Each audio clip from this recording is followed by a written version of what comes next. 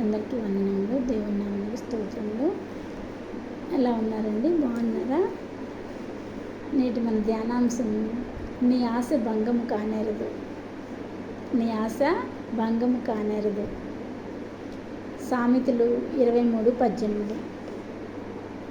నిశ్చయముగా ముందుగతి రానే వచ్చును, నీ ఆశ భంగము కానేరదు. నిశ్చయముగా ముందుగతి రానే వచ్చును, నీ ఆశ భంగము కానేరదు. ఖచ్చితంగా ముందుగతి అనేది వస్తుందండి. ముందుగతి అనేది మనకి ఖచ్చితంగా వస్తుంది. మన ఆశ భంగము కానేరదు. ఎందుకంటే ఒక ఉదాహరణ చెప్తున్నానండి. థామస్ ఆల్వా ఎడిసన్ బల్బుని కనుగొన్నాడు కదా.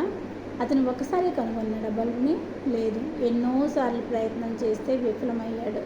అయినా విఫలమైన పట్టు విడవకుండా అతను మళ్ళీ ట్రై చేసి అలా ఎన్నోసార్లు ట్రై చేసిన తర్వాత ఆ బల్బుని వెలిగించడం అనేది జరిగింది. అలాగే మనం విశ్వాసంలో పడిపోకుండా సాగిపోవాలి. అర్థమైందా?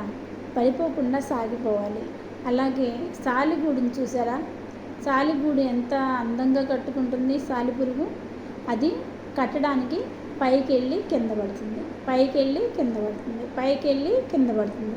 అలా ఎన్నోసార్లు కింద పడుతుంది. అయినా దాని గూడు కట్టడం ఆపుతుందా? ఆపదు. దాని గూడు అది కట్టుకొని హాయిగా తర్వాత వెళ్ళి హాయిగా పైన పండుకొని నిద్రపోతుంది. కాబట్టి కష్టపడితే మనకి సుఖం అనేది ఉంటుంది కదా. కాబట్టి మన ఆశ భంగము కానేరదు. నిశ్చయముగా మనకు ముందుగతి వచ్చును. నీతిమంతులు ఆశించినది దొరుకును. కాబట్టి మన ఆశ భంగము కానేరదు. చిన్న స్టోరీ చెప్తానండి. మన ఆశ భంగం కానేదు అనడానికి ఉదాహరణగా, ధనవంతుడు బీద లాజరు తెలుసు కదా. ధనవంతుడు ఊదా రంగు వస్త్రములు ధరించి సుఖభోగాలని అనుభవిస్తూ ఎంతో హాయిగా జీవించాడు భూలోకంలో. బీద లాజరు తినడానికి తిండి లేక ఒళ్ళంతా కురుపులతో ఎంతో బాధపడ్డాడు, ఎంతో కష్టపడ్డాడు. ఈ ధనవంతుడి ఇంటి వాకిట ఉండి అతని టేబుల్ మీద కింద పడిపోయిన రొట్టె ముక్కలు తింటూ బ్రతికేవాడు. అలా కొన్ని రోజులు ఉన్న తర్వాత ధనవంతుడు చనిపోయాడు, బీద లాజరు కూడా చనిపోయాడు. ఇద్దరు చనిపోయి ధనవంతుడేమో అగ్నిగుండంలోకి వెళ్ళాడు, బీద లాజరేమో అబ్రహాము రొమ్మున ఆనుకొని నెమ్మది పొందెను. ఇక్కడ లాజరు ఆశ భంగమైనదా? లాజరు ఆశ తీరింది. మన ఆశ భంగము కానేరదు. లాజరు ఆశ భంగము కానేరదు. దరిద్రులు మానక పిలువబడుదురు.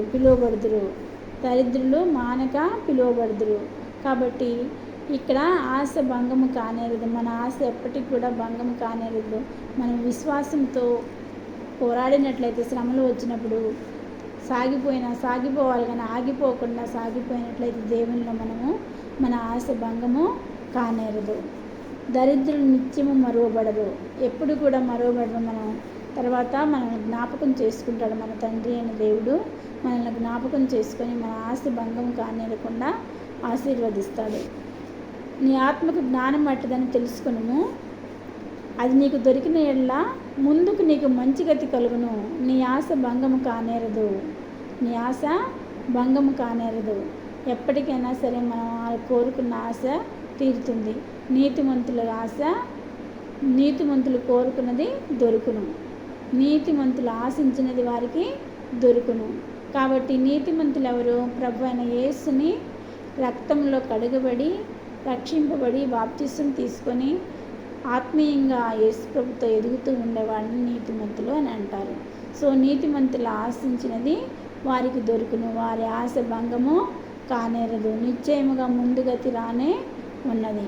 నిశ్చయముగా మనకి ముందుగతి వస్తుంది. సపోజ్ ఇప్పుడు మీకు ఈ సంవత్సరం పిల్లలు కలగలేదనుకోండి, నిశ్చయంగా నా ఆశ భంగము కానేరదు. నీ ఆశ భంగము కానేరదు. వచ్చే సంవత్సరం ఈ రోజుకి నీకు తప్పకుండా గర్భఫలం దేవుడు అనుగ్రహిస్తాడు. ముందుగతికి మంచి రోజు నిశ్చయముగా ముందుగతి రానే వచ్చును.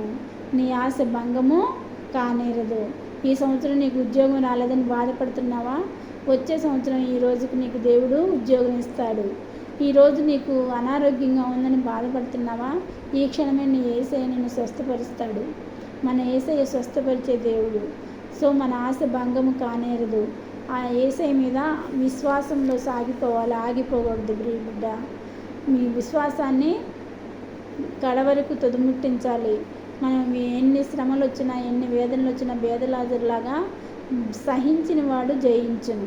సహించాలి, సహించిన వాడు జయించును. దేవుని యొక్క ఆశ భంగము కానేరదు. మన ఆశ భంగము కానేరదు. నిశ్చయముగా ముందుగతి రానే వచ్చును. నీ ఆశ భంగము కానేరదు. ఇంకా ఈ క్షణంలో మనకు కావాల్సిన ప్రతి అవసరాన్ని దేవుడు తీర్చే దేవుడు. అప్పుల బాధలున్నా దేవుడు ఈ సంవత్సరం అప్పుల బాధల్లో ఉన్నామని ఎప్పుడు అప్పుల బాధల్లో ఉంచడు, తీరుస్తాడు. నెక్స్ట్ ఇయర్ నీకు అప్పుల బాధలు తీరిపోవచ్చు. అన్ని ముందుగా నిశ్చయముగా ముందుగతి రానే వచ్చును. నీ ఆశ భంగము కానేరదు. కాబట్టి దేవుని యందు విశ్వాసంతో జీవితాన్ని కొనసాగించినట్లయితే మనం ప్రతి అవసరాన్ని పొందుకోగలుగుతాం. మన ఆశ భంగము కానేరదు. మన ఆశ, మన నిరీక్షణ ఏంటి? మన నిరీక్షణ, మన ఆశ మనము పరలోకం చేరడం అనేది మన ఆశ, మన నిరీక్షణ. మన విశ్వాసంతో ఈ లోకంలో శ్రమల్లో, శోధనలో, వేదనలో ఆగిపోకుండా సాగిపోయినట్లయితే తప్పకుండా మనము మన ప్రభు అయిన యేసుని చేరుకుంటాము. చిన్న ప్రార్థన చేసుకున్నాం. సర్వశక్తి మిక్కిలి కృపగల ఘనమైన యేసురాజు పాదములకు స్తుతులు స్తోత్రములు తండ్రి. అద్భుతకరుడ, ఆశ్చర్యకరుడాన్ని పాదములకు స్తోత్రము నాయన. అయ్యా నిశ్చయముగా ముందుగతి రానే వచ్చును. నీ ఆశ భంగము కానేరదని మాట్లాడారు ప్రభా. అయ్యా ఇక్కడ తలలంచిన బిడ్డలందరూ ప్రభా నిశ్చయముగా నాయన ముందుగతి రానే వచ్చును. ఆశ భంగం కానేరదని నమ్మకంతో, విశ్వాసంతో ప్రభా వారికి ఉన్న వేదన, శోధన, బాధల్లో మీరు ఉండండి ప్రభా. తీర్చండి నాయన. మీకు వందనాలు, స్తోత్రాలు ప్రభా. వివాహం కోసం ఎదురు చూస్తున్న యవనస్తులైన వారిని మీరు జ్ఞాపకం చేసుకుని ప్రభా ముందుగతికి వారికి మంచి సమయానుకూలంగా ప్రభా మంచి భాగస్వాములను అనుగ్రహించండి ప్రభా. అయా నీకు వందనాలు. గర్భఫలం లేని వారిని దర్శించండి ప్రభా. అయా మీరు ముట్టి మరొక వారికి గర్భఫలం అనుగ్రహించండి ప్రభా. యేసయ్యా నీకు వందనాలు, స్తోత్రాలు. అప్పు బాధల్లో ఉన్నవారిని దర్శించండి ప్రభా. అప్పులు తీర్చండి ప్రభా. అయ్యా పిల్లల ఉద్యోగాల కోసం ప్రార్థించే వాళ్ళు ఉద్యోగాలు ఇవ్వండి ప్రభా. అయ్యా ఇంకా పై చదువులకు వెళ్ళాలని చదువుకునే వారిని చదువుల్లో సీట్లు అనుగ్రహించండి ప్రభా.